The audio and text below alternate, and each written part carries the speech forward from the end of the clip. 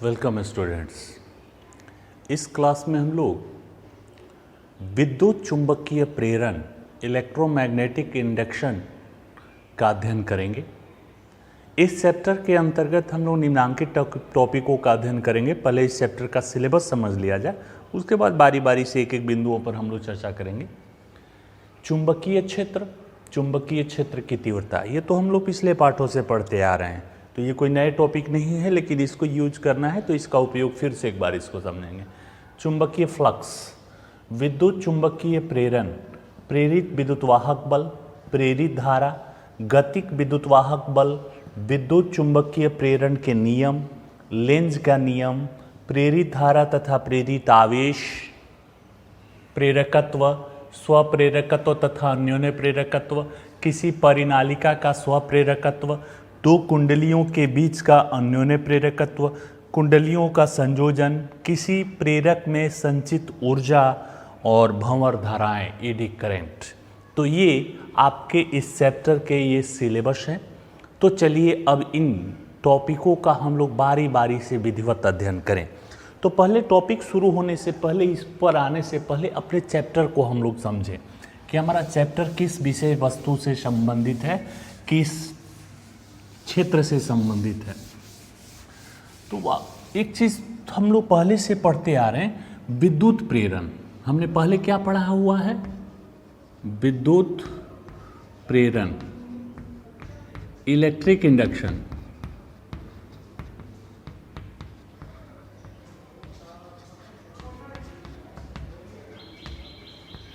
इस प्रेरण क्या है, अगर याद है थोड़ा सा तो इसको रिपीट करें। पहले चैप्टर में था इलेक्ट्रोस्टैटिक्स, चैप्टर 1 में हम लोगों ने इसको पढ़ा था। ये क्या है तो इसको थोड़ा सा समझें। हम लोगों ने क्या समझा था कि एक आवेशित चालक, ये आवेशित चालक है, आवेशित ये चालक है।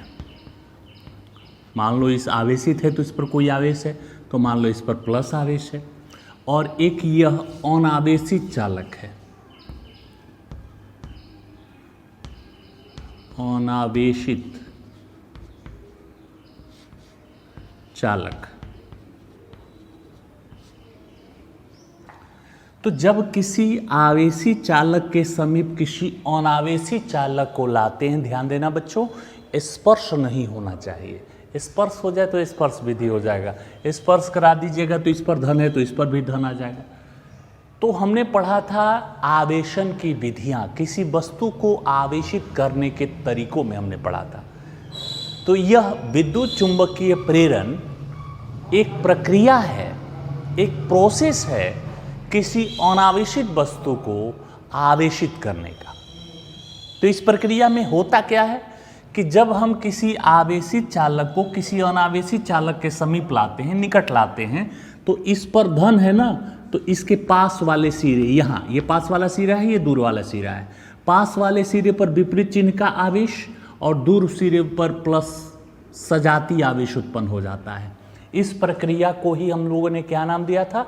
विद्युत प्रेरण, इलेक्ट्रिक इंडक्शन। स्पर्श नहीं होना चाहिए, बिना स्पर्श किए उस पर विपरीत चिन्ह का आवेश उत्पन्न कर दें। तो यहाँ प्लस है तो यहाँ माइनस। कैसे होता है ये भी हम लोगों ने समझा था। ये प्लस है तो इसमें से धन और ऋण किनको अपनी ओर आकर्षित करके, किसी भी पदार्थ में इलेक्ट्रॉन प्रोटॉन धनावेश और ऋणावेश दोनों मौजूद होते हैं, चाहे चालक हो चाहे कुचालक हो। तो इसके समस्त ऋणावेश इसकी ओर खींचे चले जाते हैं, क्योंकि विजातीय आवेशों में आकर्षण होता है। तो इसके सारे निगेटिव कण यहाँ हो जाते हैं और सारे पॉजिटिव कण दूर वाले सिरे पर प्रतिकर्षित हो जाते हैं। इस वजह से यहाँ इलेक्ट्रॉनों की उपस्थिति, तो ये भी अब क्या हो जाता है? आवेशित हो जाता है। तो इस प्रोसेस को, इस प्रक्रिया को हम लोगों ने क्या नाम दिया था? विद्युत प्रेरण। इस प्रोसेस को हम लोगों ने क्या नाम दिया? विद्युत प्रेरण, इलेक्ट्रिक इंडक्शन। ध्यान देना बच्चों, चुंबक में भी हमने चुंबकीय प्रेरण पढ़ा। पिछले पाठों में हमने क्या पढ़ा? चुंबकीय प्रेरण।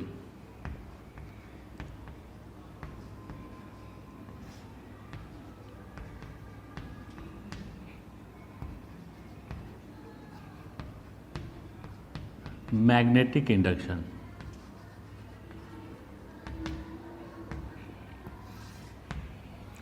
इसमें क्या है, ध्यान देना, अगर आप पिछले पाठों को वक्त ध्यान से देखें समझें तो हम लोगों ने चुंबक के गुण में पढ़ा था। चुंबक का गुण जब हम लोग पढ़ रहे थे तो एक विशेष गुण हम लोगों ने पढ़ा था कि किसी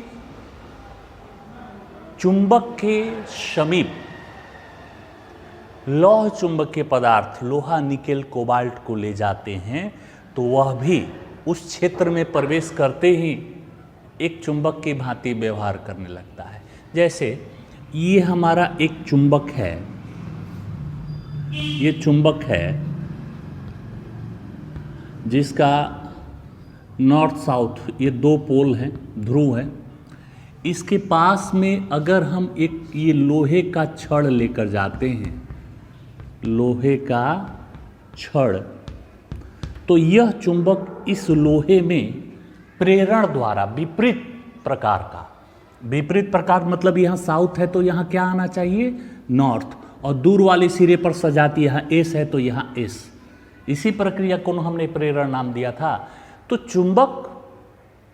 चुंबकीय प्रेरण द्वारा चुंबकीय पदार्थों में, चुंबकीय पदार्थ लोहा, निकेल, कोबाल्ट चुंबकत्व का गुण उत्पन्न कर देता है।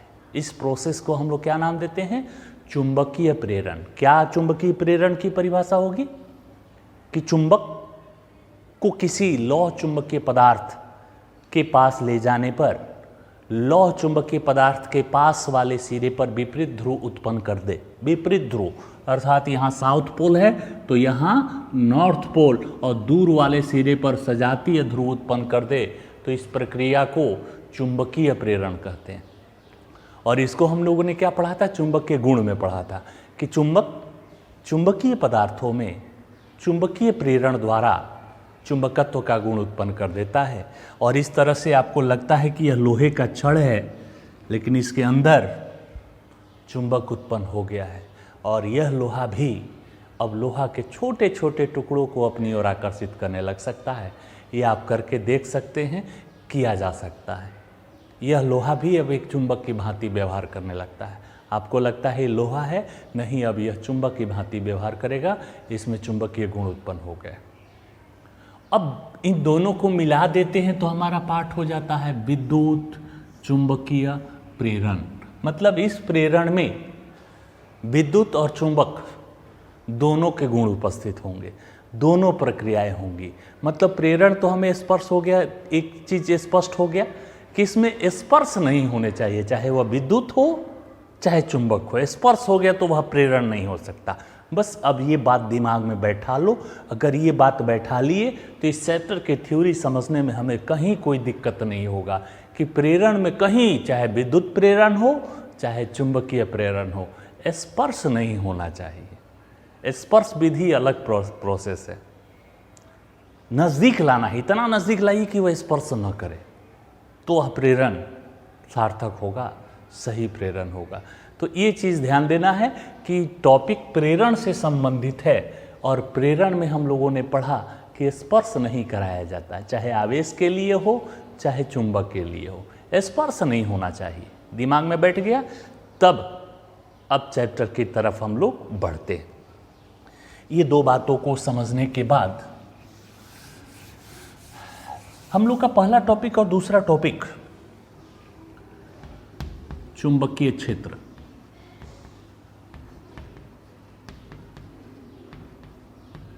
इसको लिखना नहीं है, तो हम लोग ऑलरेडी लिख चुके हैं, समझ चुके हैं। चुंबकीय क्षेत्र क्या है कि जब भी किसी चुंबक को, ये नॉर्थ ये साउथ, इसके चारों ओर एक ऐसा क्षेत्र बनता है जिस क्षेत्र में कोई भी पोल ले जाओगे, नॉर्थ पोल या साउथ पोल, यह अपने आप पर एक बल का अनुभव करता है। ऐसे क्षेत्र को चुंबकीय क्षेत्र कहते हैं। और इसकी तीव्रता चुंबकीय क्षेत्र की तीव्रता कहलाती है। इसकी तीव्रता क्या कहलाती है, चुंबकीय क्षेत्र की तीव्रता कहलाती है। मतलब कितने बल का अनुभव करता है, अगर कोई पूछे तो इसको कहते हैं इंटेंसिटी ऑफ मैग्नेटिक फील्ड, चुंबकीय क्षेत्र की तीव्रता। और चुंबकीय क्षेत्र की तीव्रता को हम लोग किसको सूचित करते हैं, बी से। बी एक सदिश राशि है, इसका मात्रक और बीमा पढ़ा था हमने। मात्रक तो टेस्ला एसआई मात्रक क्या होता है, टेस्ला। यह सदिश राशि होती है। इसका दिशा और परिमाण निकालने के लिए बहुत सारे हमने नियमों का अध्ययन किया। परिमाण निकलता है बायो-सावर्ट के नियम से, और दिशा निकालने के लिए बहुत सारे नियम हैं। एम्पियर का तैरने का नियम है, फ्लेमिंग का नियम है, स्क्रू कॉर्क नियम है, बहुत सारे नियम हैं जिसकी सहायता से हम इसकी दिशा निकाल सकते हैं। तो ये दो टॉपिक तो हम लोगों ने ऑलरेडी चुंबक में जब से हमने प्रवेश किया है तब से हम लोग पढ़ते आ रहे हैं। तीसरा जो टॉपिक हम लोगों ने आज दिया है चुंबकीय फ्लक्स, ये अब समझना है।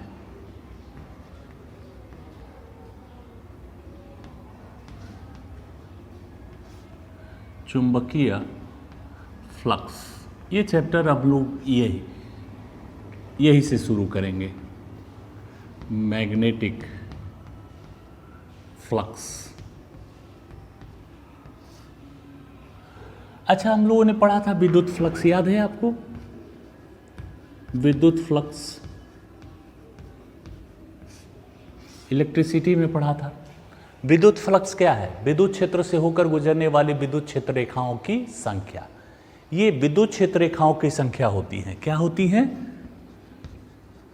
विद्युत क्षेत्र रेखाओं की संख्या।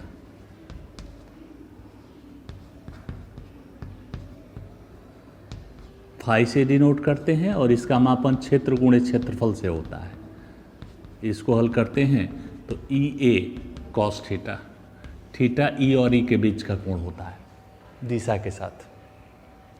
ध्यान देना बच्चों, अगर हम रेखाओं को, अगर यह विद्युत क्षेत्र है, हमारा विद्युत क्षेत्र ई है, तो इन विद्युत क्षेत्र रेखाओं को हम लोग ऐसे क्षेत्र के अनुदिश, कैसे?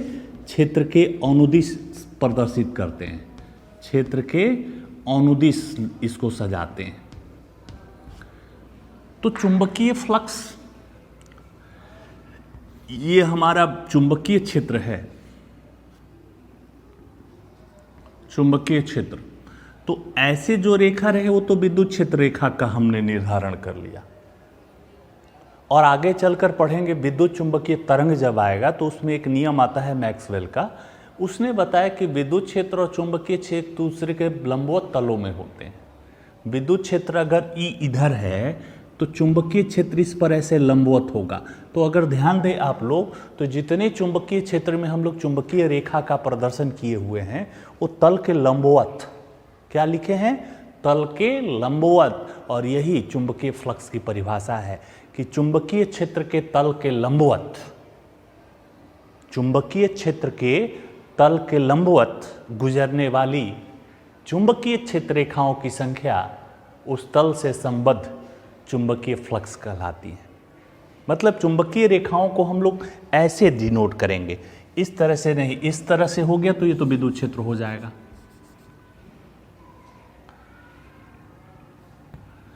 ये तल के लंबवत, तो यह चुंबकीय रेखाएं हैं, चुंबकीय क्षेत्र रेखाएं हैं, और इनकी संख्या को ही चुंबकीय फ्लक्स कहते हैं। तो चुंबकीय फ्लक्स की क्या परिभाषा लिखेंगे? नोट करिए। किसी चुंबकीय क्षेत्र के तल के लंबवत गुजरने वाली क्षेत्र रेखाओं की संख्या की माप को उस तल से संबद्ध चुंबकीय फ्लक्स कहते हैं। सही है? और फ्लक्स को किससे सूचित करते हैं? फाई से। और फाई का मापन क्षेत्र गुणे क्षेत्रफल। तो यहाँ तो विद्युत क्षेत्र है, तो यहाँ क्या हो जाएगा? चुंबकीय क्षेत्र, और क्षेत्रफल तो ई ही होगा ना, तो क्षेत्र गुणे क्षेत्रफल। इस चुंबकीय फ्लक्स का अगर संपूर्ण मान निकालें तो अल्पांश से गुजरने वाला चुंबकीय क्षेत्र d, B into d A. अल्प क्षेत्रफल हम लोग लेते हैं अगर विद्युत क्षेत्र में, याद हो आपको तो डी फाई बराबर बी डी ए, और इनके बीच का कोण डॉट प्रोडक्ट में क्या होता है? Cos theta, cos theta. और चुंबकीय फ्लक्स का ए साई मात्रक जो होता है, ए साई मात्रक क्या होता है? वेबर। क्या हमने बताया था? वेबर। संकेत में डब्ल्यू बी लिखेंगे। चुंबकीय फ्लक्स का एसआई मात्रक क्या होता है? वेबर। और बच्चा लोग यहाँ से बी का एक अन्य मात्रक हो जाएगा, बी बराबर फाई बटा ए लिखोगे ना, फाई बटा ए, तो फाई का तो वेबर हो गया और ए क्षेत्रफल का मीटर स्क्वायर। तो चुंबकीय क्षेत्र तीव्रता का जिसका एसआई मात्रक टेस्ला होता है, तो टेस्ला की जगह हम लोग वेबर प्रति मीटर स्क्वायर भी लिख सकते हैं। ये भी कोई गलत मात्रक नहीं है। ये धनात्मक ऋणात्मक कब होगा? तो यहाँ से भी सोच सकते हो, अगर थीटा 180 डिग्री कर दें तो कॉस 180 का मान माइनस हो जाएगा, माइनस मतलब फ्लक्स माइनस में हो जाएगा। मतलब अगर ये रेखाएं विद्युत क्षेत्र के तल के विपरीत दिशा में गुजरने लगे, थीटा 180 मतलब विपरीत दिशा, तो फ्लक्स ऋणात्मक होते हैं। और थीटा 0 रख दीजिए, मतलब उसी की दिशा में अनुदिश गमन करे तो फ्लक्स धनात्मक आएगा। थीटा 0 तो फ्लक्स धनात्मक, थीटा 180 तो फ्लक्स ऋणात्मक। थीटा 0 डिग्री का मतलब हम लोग क्या निकालते हैं सदिश में? एक ही दिशा में हो तो थीटा को 0 लिखते हैं, और विपरीत दिशा हो तो थीटा को 180 लिखते हैं, और कॉस 180 का मान माइनस होता है। तो फ्लक्स, चुंबकीय फ्लक्स कब धनात्मक होगा? जब थीटा 0 हो। फ्लक्स पॉजिटिव कब होगा? जब थीटा बराबर 0 हो। और फाई निगेटिव कब होगा? जब थीटा बराबर 180 हो। थीटा 0 का मतलब समान दिशा में, थीटा 180 का मतलब विपरीत दिशा में। तो फ्लक्स के बारे में ये सब हम लोग जानकारियाँ रखते हैं, ये सब मान हम लोग रखते हैं। तो ये चैप्टर, अब आते हैं चैप्टर पर। ध्यान देना बच्चों, ये पूरा चैप्टर इसी फ्लक्स के अनुदिश गुजरेगा, इसी फ्लक्स के आसपास घूमेगा, इसी फ्लक्स को हमें समझना है। और फ्लक्स क्या है? रेखाओं की संख्या, चुंबकीय क्षेत्र रेखाओं की संख्या फ्लक्स है। फ्लक्स कोई भी हो, चाहे विद्युत फ्लक्स हो चाहे चुंबकीय फ्लक्स हो, फ्लक्स तो रेखा की संख्या होती है ना, कि कितनी 10 रेखाएं गुजर रही तो फ्लक्स का मान 10 होगा, 50 रेखाएं गुजर रही तो फ्लक्स का मान 50 होगा, चाहे विद्युत फ्लक्स हो चाहे चुंबकीय फ्लक्स हो। अब ध्यान देना, अब आगे जो पढ़ने जा रहे हैं हम लोग, इस चैप्टर का सबसे इंपॉर्टेंट एक फैराडे और मिलिकन, फैराडे और हेनरी ने एक प्रयोग किया था। हेनरी नाम है। वो प्रयोग क्या था, उसका सामग्री हम बोर्ड पर लिख देते हैं, बोर्ड पे बना देते हैं। एक कुंडली ले लिया, कुंडली तो समझते होगे ना, ये रेखाओं कैसे, तार के फेरों की संख्या ऐसे। इसमें एक गैल्वेनोमीटर जोड़ दिया उसने। ये धारा मापी हो गया, धारा को मापने वाला। ये परिपथ हो गया तार का।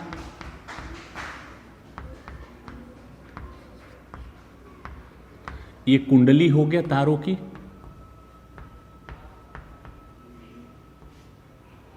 और फेरे, इसमें कितने फेरे हैं? n फेरे दे दिए, तार के फेरे, ऐसे फेरे, उसको n फेरे कहा गया। और एक चुंबक ले लिया उसने, एक चुंबक ले लिया, चुंबक की सुई मान लो, नॉर्थ साउथ, ये चुंबकीय सुई हो गया, चुंबकीय सुई। तो हम लोग का टॉपिक क्या है? फैराडे तथा हेनरी के प्रयोग। टॉपिक हम लोग क्या देने जा रहे हैं? फैराडे तथा हेनरी का प्रयोग। तो सबसे पहले फैराडे तथा हेनरी का प्रयोग क्या है? तो बड़ा वैज्ञानिक फैराडे है, तो हेनरी का कहीं नाम नहीं आता है, तो हम लोग फैराडे का प्रयोग ही इसको कहते हैं, फैराडे एक्सपेरिमेंट। देखो बच्चों, कहीं किसी चीज को समझना हो, किसी को जानना हो, तो मन में एक प्रेरणा आती है। हम जोड़ने जा रहे हैं, 2 और 3 को जोड़ें, तो 2 और 3 को जोड़े, हमारे मन में आया क्या 2 और 3 का जोड़ 8 हो सकता है? ये मन में हमारे भावना आएगा कि नहीं आएगा, बात का मुद्दा है। मान लो आपको जोड़ नहीं मालूम है कि 2 और 3 को जोड़ेंगे कितना आता है, नहीं, आपको रिजल्ट नहीं मालूम है। हमने सोचा क्या 2 और 3 का जोड़ 8 भी हो सकता है? इसको कहते हैं कि हमारे मन में एक परिकल्पनाएं जागृत हुई, एक परिकल्पना उत्पन्न हुई कि क्या 2 और 3 का जोड़ 8 हो सकता है। ये तो बाद का मुद्दा है, होगा कि नहीं होगा, ये तो बाद में आंसर आएगा कि आप गलत सोच रहे हैं, आप सही सोच रहे हैं। उसी तरह से फैराडे के मन में एक प्रेरणा, एक परिकल्पना जागृत हुई। कहां से जागृत हुई ये भी समझ लो। तो फैराडे जो था वह ऑर्स्टेड के प्रयोग से बड़ा प्रभावित था। अब सवाल उठता है कि ऑर्स्टेड का प्रयोग क्या है, तो बच्चा लोग आपको याद है ऑर्स्टेड का प्रयोग? ऑर्स्टेड ने विद्युत धारा की सहायता से चुंबकीय क्षेत्र उत्पन्न कर दी थी, चुंबक उत्पन्न कर दिया था, विद्युत चुंबक। ऑर्स्टेड ने क्या किया कि विद्युत की सहायता से, तो ऑर्स्टेड के मन में भी परिकल्पनाएं जागृत हुई कि क्या विद्युत से चुंबक उत्पन्न हो सकता है। प्रयोग किया, आ गया तो बोलकर बिल्कुल उत्पन्न किया जा सकता है, उसके मन में यह परिकल्पनाएं जागृत हुई। अब फैराडे के मन में भी एक परिकल्पना जागृत हुई कि क्या जब ऑर्स्टेड विद्युत धारा की सहायता से चुंबकीय क्षेत्र उत्पन्न कर सकते हैं, चुंबक उत्पन्न कर सकते हैं, तो क्या मैं चुंबक की सहायता से विद्युत क्षेत्र उत्पन्न नहीं कर सकता, विद्युत धारा उत्पन्न नहीं कर सकता? उल्टा, फैराडे के मन में ऑर्स्टेड का जस्ट उल्टा ख्याल आया कि फैराडे जब विद्युत धारा की सहायता से चुंबक उत्पन्न कर सकते हैं, तो क्या मैं चुंबक की सहायता से विद्युत उत्पन्न नहीं कर सकता, विद्युत धारा उत्पन्न नहीं कर सकता? तो ये फैराडे के मन में ख्याल आया, एक विचार आया। ये विचार सही था कि गलत, हमको अभी इस पर चर्चा नहीं करनी है। तो वही हमने कहा एक एग्जाम्पल के तौर पर कि क्या 2 और 3 का जोड़ 8 हो सकता है, ये तो सिद्ध करने के बाद पता चलेगा कि सही है कि गलत है। तो इसको कहते हैं परिकल्पनाएं जागृत होना। तो फैराडे ऑर्स्टेड के प्रयोग से बहुत ही प्रभावित था। उसने सोचा कि जब ऑर्स्टेड विद्युत धारा की सहायता से चुंबक उत्पन्न कर सकते हैं, चुंबकीय क्षेत्र उत्पन्न कर सकते हैं, तो क्या मैं चुंबक और चुंबकीय क्षेत्र की सहायता से विद्युत धारा उत्पन्न नहीं कर सकता? ये मेन मन में विचार था, उसका ये प्रश्न था, उसके मन में ये कौतूहल उत्पन्न हुआ, क्या ऐसा किया जा सकता है? तो इसके लिए उसने अपना प्रयोग करना प्रारंभ किया। और उस प्रयोग के लिए आवश्यक उपकरण क्या लिए? एक धारामापी गैल्वेनोमीटर लिए, क्योंकि धारा उत्पन्न हो गया तो कैसे जानेंगे, धारा को तो दिखाई नहीं दे सकता, माप कर ही बता सकते ना। तो एक धारामापी गैल्वेनोमीटर ले लिया, एक कुंडली ले लिया, तारों का एक परिपथ ले लिया, एक चुंबकीय सुई ले लिया, चुंबक, एक चुंबक, एक धारामापी, एक कुंडली और कुछ तार, चालक तार, ये 4 मुख्य उपकरण। एक स्विच भी लगा सकते हो, एक स्विच, कुंडली में तार के फेरों की संख्या घटा बढ़ा सकते हैं। तो फैराडे का प्रयोग, हमारा टॉपिक है फैराडे का प्रयोग। तो उसमें क्या liखेंगे कि फैराडे ऑर्स्टेड के प्रयोग से बड़ा प्रभावित हुआ। उसने सोचा कि जब ऑर्स्टेड विद्युत धारा की सहायता से चुंबक उत्पन्न कर सकते हैं, चुंबकीय क्षेत्र उत्पन्न कर सकते हैं, तो क्या चुंबक की सहायता से विद्युत धारा उत्पन्न नहीं की जा सकती? इस परिकल्पना को सत्यापित करने के लिए फैराडे ने प्रयोग करना प्रारंभ किया। और इस प्रयोग के लिए उसने आवश्यक उपकरण क्या लिए? एक गैल्वेनोमीटर, एक कुंडली, एक चुंबक और तारों का एक परिपथ और एक स्विच। इन उपकरणों को लेकर उसने प्रयोग करना प्रारंभ किया। कभी इसके साथ जोड़ा, कभी उसके साथ, कभी उसके साथ, कभी उसके साथ, संपर्क जैसे जैसे उसके मन में विचार आते आ गया, वो प्रयोग करते गया। ध्यान देना बच्चों, उसने प्रयोग करना प्रारंभ किया इन उपकरणों को लेकर, इन सामग्रियों को लेकर। कभी धारामापी को चुंबक के साथ जोड़ा, कभी कुंडली को चुंबक के साथ जोड़ा, कभी चुंबक को धारामापी। इस तरह से उसने प्रयोग करते करते 11 वर्ष बीत गए, लेकिन किसी निष्कर्ष पर नहीं पहुंचा। आप लोग 11 मिनट बर्दाश्त नहीं कर पाओगे कि आपको एक क्वेश्चन दे दिया जाए कि इसको बना के दिखाना है, आपको 11 मिनट में नहीं बना तो फेंको, कल सर जी से पूछेंगे। लेकिन उसके अंदर एक पेशेंस था, एक दृढ़ विश्वास था कि हम इस प्रयोग को करके रहेंगे। 11 वर्षों तक करते करते अब उसको लगा कि नहीं, अब जो मैं सोच रहा हूँ वह संभव नहीं है। अब लगा कि नहीं, ये प्रयोग सही नहीं हो सकता। तो सोचो, कोई व्यक्ति 11 वर्षों तक प्रयोग करते रहे और अंत में निगेटिव प्राप्त हो, शून्य प्राप्त हो तो उसको कितना गुस्सा आया होगा। उसने गुस्से से उठाकर चुंबक को फेंक दिया और संयोग से ये चुंबक इस कुंडली के अंदर से होते हुए गुजर गया। ध्यान देना बच्चों, 11 वर्षों तक प्रयोग करते करते अंत में सफलता न मिलते देखकर एक दिन फैराडे ने गुस्से में आकर चुंबक को कुंड फेंक दिया और फेंकते ही चुंबक कुंडली के अंदर से होकर गुजरा संजोग से, और जैसे ही हुआ ये धारा मापी की सुई घूम गई। जैसे ही उसने चुंबक को कुंडली के अंदर फेंका, धारा मापी की सुई क्या हो गई? घूम गई, विक्षेपित हो गई।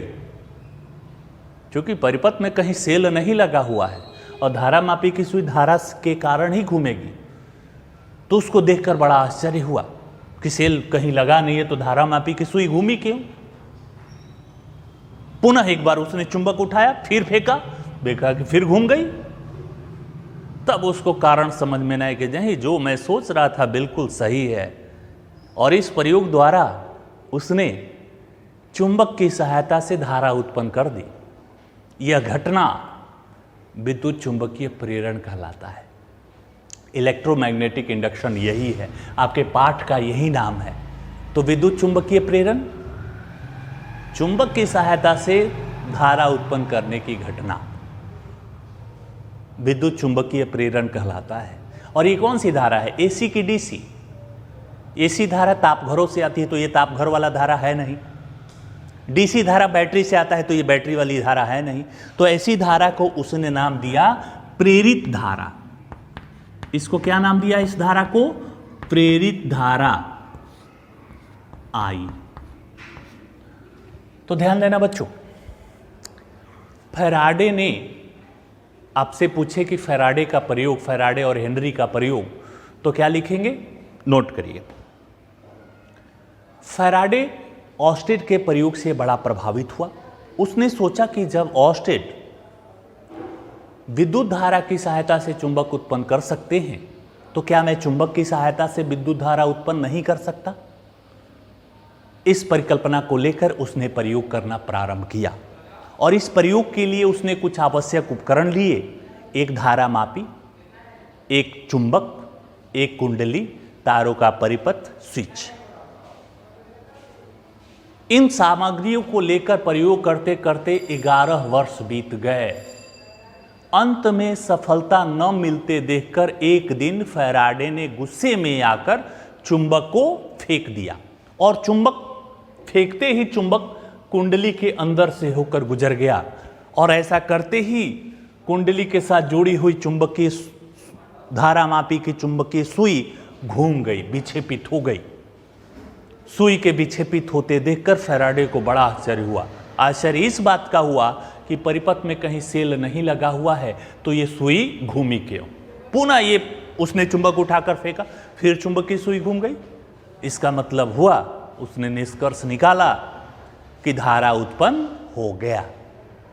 और इस तरह धारा उत्पन्न होने की यह घटना विद्युत चुंबकीय प्रेरण कहलाता है और इस तरह की धारा को प्रेरित धारा कहते हैं। और उसने कारण क्या दिया धारा उत्पन्न करने का, अब ये समझना है सबसे इंपॉर्टेंट। धारा तो उत्पन्न हो गया, लेकिन हमें समझनी है कि धारा क्यों हुआ, ये तो आश्चर्य की बात है। तो इसका कारण क्या दिया उसने, ध्यान देना। ये चुंबक और चुंबक से होकर गुजरने वाली ये चुंबकीय क्षेत्र रेखाएं, ये क्षेत्र रेखाएं, ध्यान देना बच्चों, ये क्षेत्र रेखाएं, यही समझना है। और ये कुंडली, ये कुंडली, ये कुंडली, ये चुंबकीय क्षेत्र रेखाएं तो दिखाई नहीं देंगी, काल्पनिक रेखाएं हैं। जब इन दोनों में गति होता है, चुंबक और कुंडली जब तक स्थिर था तब तक तो धारा नहीं था। धारा कब आया? जब दोनों में गति हुआ। चुंबक या कुंडली, चुंबक स्थिर है, कुंडली गति करे, कुंडली स्थिर है, चुंबक गति करे, प्रत्येक स्थिति में धारा उत्पन्न होती है। तो ये कब धारा उत्पन्न हुआ? कि जब दोनों में गति था। तो गति का क्या रहस्य है? गति के कारण क्यों धारा उत्पन्न होता है? तो उसका रीजन समझिएगा। जब इन दोनों में गति होता है तो फ्लक्स में परिवर्तन होता है। थोड़ा ध्यान देना, गति के कारण क्या होता है, फ्लक्स में परिवर्तन होता है। फ्लक्स में परिवर्तन कैसे होता है वो भी समझो। तो अभी देखो, अभी इस कुंडली के साथ कितने फ्लक्स हैं, फ्लक्स मतलब रेखाओं की संख्या। तो इस कुंडली के साथ कितनी रेखाएं, 1 2 3 4 5 6 7 8। तो अभी फ्लक्स का मान 8 है। और इस कुंडली को यहां लाओ, इसके नजदीक यहां, तो अब 20 हो गए।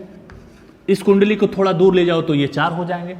तो जब चुंबक और कुंडली गति करेंगी तो कुंडली से जुड़ा हुआ चुंबकीय फ्लक्स लगातार बदलते रहता है। देख लो रेखाओं की संख्या, अभी इस कुंडली में 8 रेखाएं गुजर रही हैं, यहाँ आ जाएगा तो 20 रेखाएं हो जाएंगी। जैसे नज़दीक आएगा रेखाओं की संख्या बढ़ते जाएगी, और जब जब कुंडली चुंबक से दूर जाएगा रेखाओं की संख्या घट, मतलब इनमें गति होता है, चुंबक और कुंडली के बीच गति होता है। तो कुंडली के फ्लक्स में क्या होता है, लगातार परिवर्तन होता है। और फैराडे ने पाया कि फ्लक्स परिवर्तन के कारण एक विद्युतवाहक बल उत्पन्न होता है। फ्लक्स परिवर्तन के कारण कुंडली में एक विद्युतवाहक बल उत्पन्न होता है, उसे हम लोग प्रेरित विद्युतवाहक बल कहते हैं। प्रेरित विद्युत वाहक बल कहते हैं। और प्रेरित विद्युतवाहक बल को स्मॉल ई से डिनोट करते हैं। वो विद्युतवाहक बल हमने कैपिटल ई लिखा था, ये वाला विद्युतवाहक बल प्रेरित विद्युतवाहक बल है, प्रेरण के कारण है, स्पर्श नहीं कराना है, पहले ही हमने बताया था। तो इस प्रेरित विद्युतवाहक बल के कारण ही परिपथ में धारा प्रवाहित होती है, जिसे हम लोग क्या कहते हैं, प्रेरित धारा। तो धारा उत्पन्न होने का घटना समझ में आया। जब चुंबक और कुंडली के बीच आपेक्षिक गति होती है तो कुंडली से संबंधित फ्लक्स में लगातार परिवर्तन होता है। फ्लक्स में लगातार परिवर्तन होने से कुंडली में एक विद्युतवाहक बल उत्पन्न हो जाता है, जिसे प्रेरित विद्युतवाहक बल कहते हैं। और इस प्रेरित विद्युतवाहक बल के कारण परिपथ में धारा प्रवाहित होने लगती है, जिसे प्रेरित धारा कहते हैं। और इस तरह से धारा उत्पन्न होने की यह घटना विद्युत चुंबकीय प्रेरण कहलाता है। तो 4 टॉपिक, विद्युत चुंबकीय प्रेरण, प्रेरित धारा, प्रेरित विद्युतवाहक बल और फ्लक्स परिवर्तन, ये 4 बातों को समझ कर लिखिएगा तो आपका फैराडे लॉ कंप्लीट हो जाएगा। अब इसके संबंधित आगे अगले क्लास में जानेंगे। इस क्लास में इतना ही, धन्यवाद।